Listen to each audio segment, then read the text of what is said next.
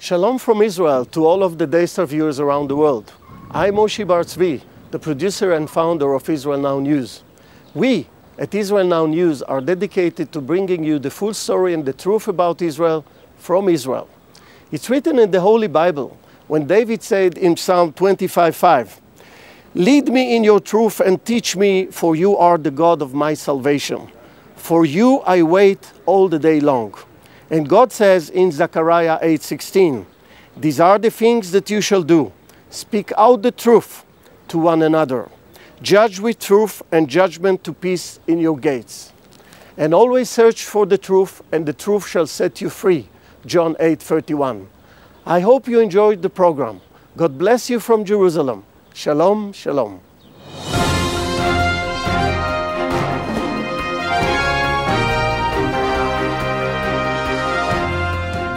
Welcome to Israel Now News. I'm Yochanan El-Rom. And I'm Erin Viner. In our top story, Israel held elections last week in an exercise of the democratic freedom that is afforded to so few in the Middle East. Ahead of the balloting, pollsters had predicted a win for the left-wing Zionist Union Party, but when the confetti had cleared, it was the right-wing Likud Party that was celebrating. Prime Minister Benjamin Netanyahu defied the pundits by capturing 30 mandates. The best Isaac Herzog and the Zionist Union could do was 24 seats. It was democracy in action as Israelis, Jewish, Christian, and Muslim, went to the polls in huge numbers, with the voter turnout topping 71%. That's the highest since 1999. Netanyahu is not expected to have any trouble forming a coalition government for the 20th Israeli Knesset. American tax dollars may have been used to fund a campaign to defeat Benjamin Netanyahu. We recently reported that a senior advisor to Barack Obama's presidential campaign has been in Israel working to eject Netanyahu. And now a U.S. Senate investigatory committee has launched a probe into the Obama administration's allocation of grants to that same anti-Netanyahu organization. The investigation is looking specifically into State Department money given to the One Voice group, which ran a campaign to elect anyone except Netanyahu. President Obama was furious when the Israeli Prime Minister recently addressed Congress on the dangers of a bad nuclear agreement with Iran. He refused to meet with Netanyahu during his visit to Washington, where the Israeli leader warned the joint session that the emerging deal could spark a nuclear arms race in the Middle East, a sentiment that was later echoed by a senior member of the Saudi royal family. The American senators took Netanyahu's words to heart and have since been working to prevent Obama from forging a dangerous deal with Tehran. The president, however, has been working all angles to avoid congressional intervention in the nuclear agreement. And we get more from Yochanan about that. Yes, Aaron. In a move that clearly demonstrates that Obama's deal with the hardline Islamic Republic is against the will of the American people, the president has made further efforts to avoid congressional intervention. Knowing that lawmakers will likely reject the proposed nuclear accord, Obama has moved to circumvent Congress by presenting parts of the deal to the UN Security Council for approval. In an open letter to Obama, the chairman of the Senate Foreign Relations Committee said, enabling the United Nations to consider an agreement or portions of it, while simultaneously threatening to veto legislation that would allow Congress to do the same, is a direct affront to the American people and seeks to undermine Congress's appropriate role. The UN Security Council is proving to be as lenient as Obama regarding an atomic Iran. A representative for the Security Council said that if a nuclear agreement is reached, they want to be in a position to quickly lift UN sanctions against Tehran. Christians in Pakistan observed a day of mourning after the Taliban slaughtered 15 members of their community and wounded more than 70 others during Sunday services last week. The two suicide bombings, one at a Protestant church and the other at a Catholic house of worship, were timed to explode as the congregants were worshiping. Christians make up less than 2% of the 180 million citizens living in the Southeast Asian nation. More than 95% of Pakistan is Muslim, including the government, which the Christian minority claim is turning a blind eye to their persecution. In the aftermath of the recent bombings, hundreds of Pakistani Christians took to the streets in protest of Karachi's failure to protect them from Islamic terrorists. The European Union has been funding the construction of illegal buildings for Palestinians in Jerusalem. According to Regavim, a non-governmental organization that monitors illegal use of land in Israel, the EU has built more than 500 illegal structures in and around Jerusalem. The NGO has presented a report which details the EU's policy of unilaterally and illegally building on behalf of the Palestinians in the Jewish capital and has presented it to the European Parliament. The Jerusalem municipality has begun to respond to unauthorized construction. Last week, a structure which was built on state land zoned for a national park was demolished by Israeli authorities. The building was flying a European Union flag. We have reported extensively on the campaign of the Islamic State forces to slaughter Christians, Jews, and other religious minorities in their fight to conquer the Middle East and Europe. Israel Now News has informed our viewers about the detailed plan that ISIS has created to conquer Rome, and now the terror group says that it is coming for Jerusalem. In a recorded message, one of the terror group's members is warning Christians and Jews to convert to Islam or pay the ultimate price. He went on to say that the radical jihadi forces will expel all foreign armies from the Middle East, specifically from the holy city of Jerusalem. In his conclusion, he vowed that with Allah's help, ISIS will also conquer Paris. This latest development comes as new evidence is emerging over the group's use of chemical weapons. Yochanan has that story. That's right, Aaron. The Iraqi government claims to have evidence proving that ISIS used chemical weapons in its war of terror. They report that clothing and soil samples taken from a suicide attack in January have been analyzed by an independent laboratory that has confirmed the presence of chlorine gas. A statement released by the lab said the samples contained levels of chlorine that suggested the substance was used in a weaponized form. This specific attack helped ISIS to seize a vital supply line that was being used by Sunni militants on the Syrian-Iraqi border near the city of Mosul. The Islamic State has been accused on several occasions of using chemical weapons. There have been new reports further implicating Argentinian President Cristina Fernández de Kirchner of wrongdoing. A Brazilian publication is claiming Kirchner concealed Iran's involvement in the bombing of the Jewish Community Center in Buenos Aires in exchange for campaign funds. According to the Veja magazine, the deal was brokered by late Venezuelan President Hugo Chavez before his death in 2013. 3 former Venezuelan cabinet members are now reportedly cooperating with investigators and claiming that former Iranian President Mahmoud Ahmadinejad funneled $6 billion through their nation to purchase Argentinian bonds, effectively covering Buenos Aires' debt in 2007 and 2008. Argentinian state prosecutor Alberto Nisman accused Kirchner of whitewashing Iran's role in the 1994 terror attack, which killed 85 people and wounded hundreds of others. He was found murdered just hours before he was set to present his findings to the nation's Congress. The European Union is considering the creation of a special task force in order to combat the resurgence of anti-Semitism throughout Europe. The idea gained traction last week when EU Foreign Policy Chief Federica Mogherini publicly expressed her support for the proposal.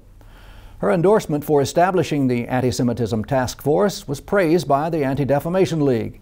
The ADL said that the terror attacks against a kosher supermarket in Paris and the synagogue in Copenhagen, as well as widespread anti-Semitic attacks last summer, demand a high-level response, and it must encompass the entire EU. It went on to say that anti-Semitic assaults, hate speech, harassment, and vandalism are severely impacting Jewish communities across the EU, and these threats know no borders. Action is required at the level of the European Union for Europe's Jews to truly feel more secure. The city of Jerusalem hosted its largest international marathon to date last week. More than 26,000 runners participated in the race, which wound its way across historic and ancient sites in the Holy City. Jerusalem Mayor Nir Barkat was among the participants, and he encouraged Jerusalemites to come out and cheer everyone who entered the event, as they also enjoyed the entertainment that he organized along the route that included festive, colorful booths to greet them, as well as music performed by live bands. It's enough to turn a pirate green with envy. A group of Israeli scuba divers discovered a stash of gold coins off the coast of the ancient port of Caesarea.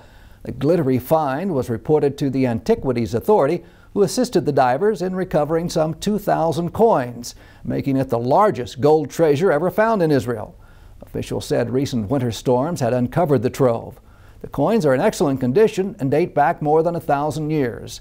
It's believed the gold currency was circulated by the Fatimid Caliphate who ruled over much of Africa and the Middle East between the 10th and 12th centuries.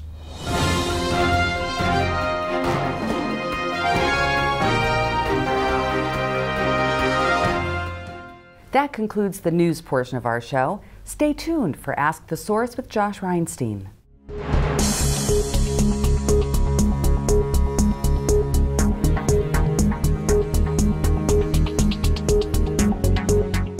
Hello and welcome to Ask the Source. I'm your host Josh Reinstein, and we're here on location in the beautiful Crown Plaza Jerusalem Hotel, here right in the heart of Jerusalem. My guest today is Ozzie Mills, the Executive Director of Empower 21. Ozzie, thank you for being on the show. Josh, great to be with you today. Ozzie, tell our viewers a little bit about what is Empower 21. Empower 21, Josh, is probably the largest relational network of Spirit-empowered believers on the entire planet. We are so thrilled because people are involved in this organization, not because they have to be, but because they want to be. Josh, I'm telling you, this is the kind of organization that people love because they flourish. One of the things that we're so happy about is that you decided to have your conference here, actually in Jerusalem. Yes. And it's the who's who of Christian ministry. Why are so many people coming to the city of Jerusalem? Every 5 years, Empower 21 has our global congress. Our last congress was in the heart of America, in Tulsa, Oklahoma. This year, every 5 years we have the congress, we decided to come to Jerusalem. Why? Because it is the birthplace of our faith. It's where time intersected with Christianity, and it actually gave birth to what we consider the early church. And so we're excited to be back kind of at our birthplace, if you will, at a place where time stood still, and now we're back to celebrate once again. We have some of the most world-renowned speakers in the entire Spirit-empowered community. So people like Jack Hafer, David Maines, Marilyn Hickey, on and on and on this list goes. But what's really important is that we believe that thousands of believers will come from the four corners of the earth to assemble the week of Pentecost right here in Jerusalem. And we're so excited. People are coming. You know, you can look out the window and see one of the most beautiful views of Jerusalem. You're a Christian believer yourself. What does being in Jerusalem mean to you? I grew up in a missionary household. My parents traveled the world in foreign countries. And I heard these stories of my faith. David, Bathsheba, Moses, Elijah, all these stories that helped to frame what I believed and what I believed from the Bible. When I came to Israel and began to stand in those places where these stories were written and developed and kind of blossomed, I began to see Israel in a whole new light. It confirmed my faith. It confirmed that what I had believed was true. And because I stood on Mount Carmel, or I stood where the Beatitudes were read, or I stood in places where we believe that is the Temple Mount, or where the Messiah will return, it makes you feel like, wow, I'm at home and this is where I belong. You know, evangelical Christianity, or Bible-believing Christianity, is the fastest growing religion in the world. It's fiercely pro-Israel. It believes in the God of Israel and the Bible of Israel. Yet not such a big percentage of Christians actually come to Israel. Where's the disconnect coming from? Really, there's a perception. When you come to Israel, it may be dangerous, or what will I feel like? Is it safe? There really is a security concern, but I have to tell you, I walk the streets of Israel late at night, early in the morning, wee hours of the day, and you know, I feel safe. My wife and my children, we come often because we love the land, and there is safety here in Israel. I don't feel at all, Josh, anxious or even concerned about my safety. This is a safe place to visit more than any other time in history. And I would invite you, if you're sitting on your couch watching this program on Daystar, you know, check out Israel. Come visit. Your first time will not be your last time, and you'll be back over and over again. You know, statistically, you're 100% correct. Jerusalem is the safest capital in the world, statistically. So where is this misinformation coming from? Well, a lot of news media capitalize on ratings. And you know that ratings comes from what's the conflict? Where is there pressure on a story? People love to watch turmoil. They love to watch destruction. People don't turn on the news every night to watch how great it is. They watch to see how bad it is. So just by nature of news being what it is, there tends to be a focus on the negativity. And then you add in Jerusalem, which is the crucible. It's a point of discussion all over the world. It is inflammatory, but I will tell you that there is shalom, there is peace here in the land of Israel. You know, there are also a lot of Christian leaders coming from countries outside of North America as well. What do you think some of the major countries that are going to be represented at the conference will be? Well, this conference represents 130 speakers, probably about 300 leaders from all over the world, places like Africa, South and Central America, Australia, New Zealand. Auckland actually has a great representative. Hong Kong, mainland China has a representation. Places like Malaysia, Kuala Lumpur has a great contingent coming, but also all the way to Europe, Germany, Austria, the Netherlands, Sweden, Norway. We have people coming from all over the world assembling this coming May, the 20th to the 25th, right here in the Holy Land. You know, they say that the Bible is actually being fulfilled here in the land of Israel. The prophecies are actually being fulfilled here. Are the people who are coming for the conference going to get a chance to walk the streets to see the sights? Absolutely. It would be a waste of time if you don't come to Israel and explore this land. To go to the Sea of Galilee, go to Masada, visit the Upper Room, visit the Garden Tomb, visit places that will resonate with your biblical heritage and your biblical literacy. You will hear stories about Megiddo, the Jezreel Valley. You'll see it right in front of you. You'll hear about Mount Carmel, where the prophets battled, and you'll be right there. Visit Israel, and your life will never be the same. Not just your life, but the life of your family, the life of your ministry, and maybe your entire congregation, your church, will never be the same. Ozzie, there are literally tens of millions of people watching this show. What message do you have for our viewing audience? I would like to say to you today, you're watching, maybe sitting on your deck, and you're enjoying this discourse, and I want to tell you that the God we serve, the God of Abraham and Isaac, cares about you. He cares about your family and your loved ones. He really is looking for a relationship with you. So I would say, open your heart up and just say, I want to embrace this God of Israel. And I tell you, your life will never be the same. But if you have a moment, go to our website and check out Jerusalem 2015, May 20th to the 25th, right here in the Holy Land. Come and your life will be amazingly transformed. Thank you, Ozzie, for being on the show. And thank you for tuning in to Ask the Source. I'm here on location at the Crown Plaza, Jerusalem. Now back to the studio.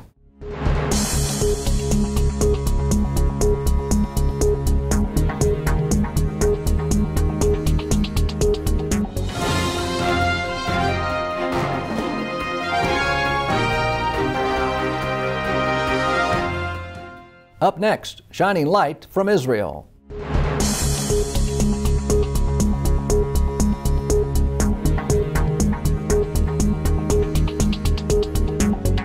The recent war in Gaza was portrayed in the media as a conflict between the big, mighty Israel and the small, weak Palestinians.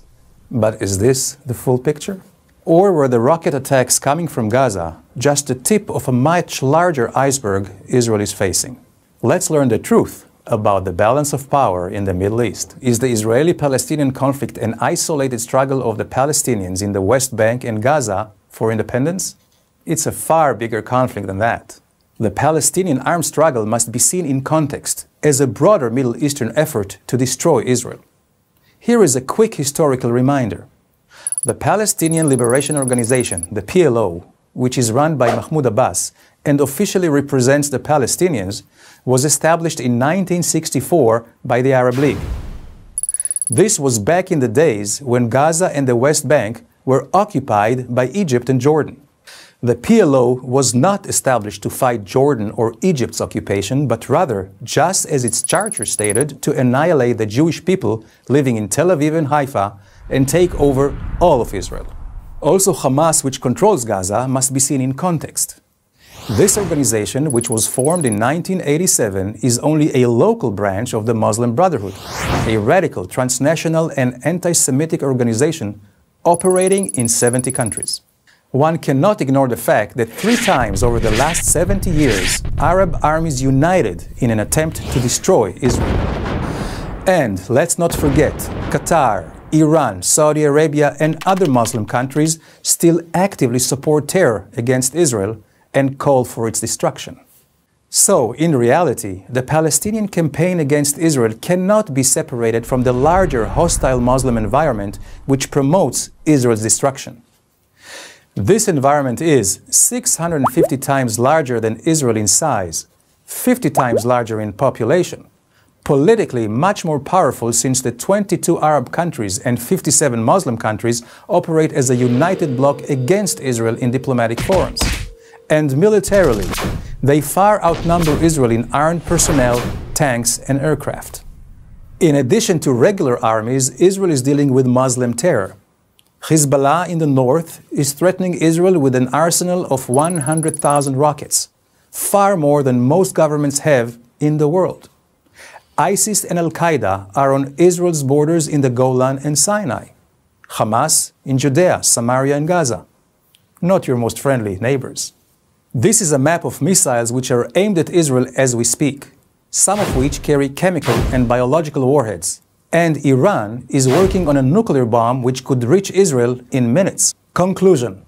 Just as the Arab League established the PLO to fight Israel in 1964, the network of ties and alliances in the Arab world today still remains an active and powerful force in the Israeli-Palestinian conflict.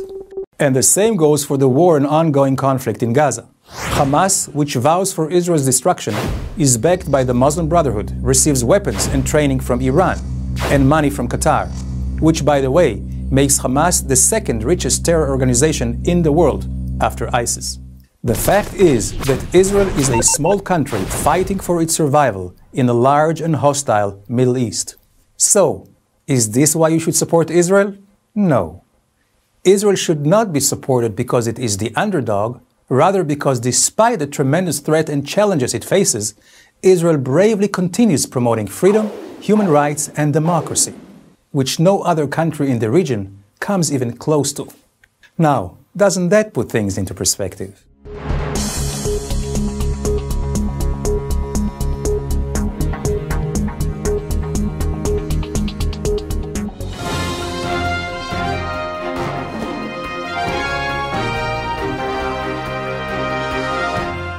Please stay tuned for the ICEJ report from the International Christian Embassy, Jerusalem.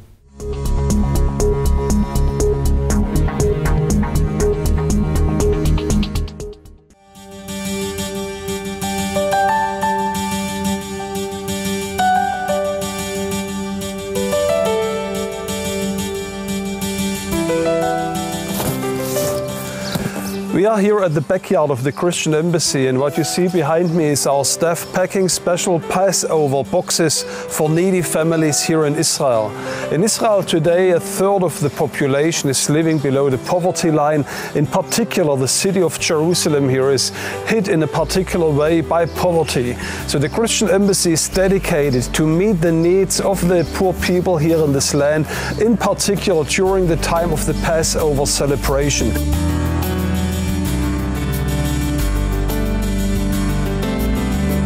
The economic situation in Israel is in general fine, but there's hundreds of thousands of families that both men and women are working and haven't got enough money to buy everything they need. Pesach is one of the two holidays, important holidays in Israel. And that's the reason we see those families, because even help of 2,000 or 200 or 300 shekels mean a lot for them. Since 1980, the International Christian Embassy, Jerusalem, has had the privilege of working in Israel. And over the years, we've been able to provide assistance for many families at the Passover holiday. Passover is a time of remembering the redemption that God did for His people in bringing them up out of Egypt. And we want to help as many families as possible to be able to celebrate this holiday with joy. Sadly, we are always in a position where we have to approach other people for help. It is a huge effort for these organizations and people from abroad that are thinking about us. They also have their own countries and people, so to think about others and me is truly something to think for.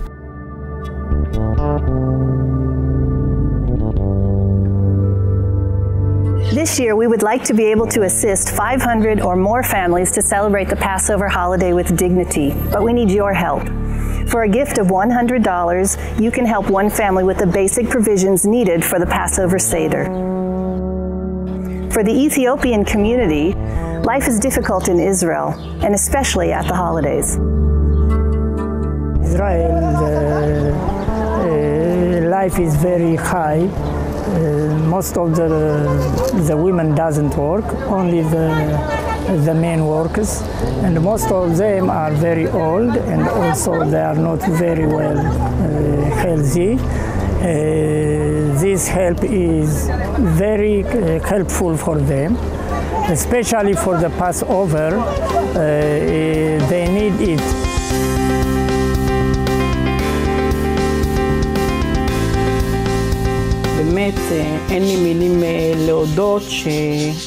I have no other words but to thank you for what I have received for the holidays. My kids and I thank you very much. And I thank you for the social worker that arranged for everything, which allowed the organization to come. Because of your help, I will have a good holiday. Thank you for everything. I wish a happy Pesach to you and to your families. Thank you. The fact that Christians like you show their love and support of the Jewish people by sending gifts at the Passover holiday truly touches hearts, and it makes a difference. So please visit our website today and give, and ensure another family will be able to celebrate the holiday with joy.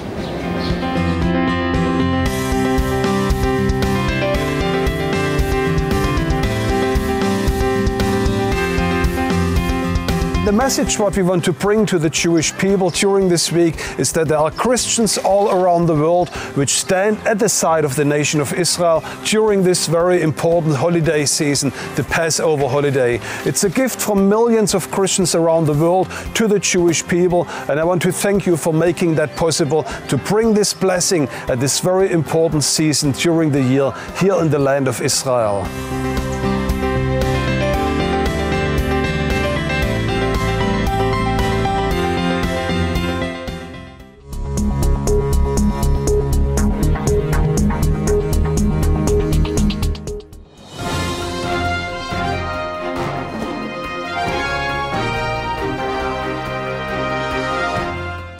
That's all for this edition of Israel Now News. I'm Yochanan El-Rom. And I'm Erin Viner, reporting from our studio in Jerusalem.